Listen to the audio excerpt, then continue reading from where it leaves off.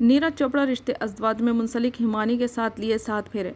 हिंदुस्तानी athletics के poster boy Neeraj Chopra शादी के बंधन में बंध गए। इन्होंने इतवार को हिमानी के साथ शादी के 7 फेरे लिए। नीरज ने सोशल मीडिया पर यह जानकारी दी। इन्होंने अपने ऑफिशियल ट्विटर हैंडल और इंस्टाग्राम पर शादी की कई तस्वीरें शेयर की, जिनमें उन्हें शादी की रसूमात मुकम्मल करते हुए देखा जा सकता है। नीरज ने अपनी शादी की अचानक खबर देकर अपने मद्दाहों को हैरान कर दिया। तस्वीर में नीरज अपनी बीवी और ख़ानदान के कुछ अफराद के साथ नजर आ रहे हैं। 27 साल नीरज चोपड़ा ने टोक्यो ओलंपिक्स में ज्वेलिन थ्रो इवेंट में गोल्ड मेडल जीता था, जबकि पेरिस ओलंपिक्स में चांदी का तमगा जीता था। शादी की तस्वीर शेयर करते हुए नीरज ने लिखा कि ज़िंदगी के नए नए बाब की शुरुआत अपने ख़ानदान के साथ की है। तस्वीर में नीरज चोपड़ा की मां नज़र आ रही है। नीरज ने अपनी शादी की खबर किसी को नहीं सुनने दी।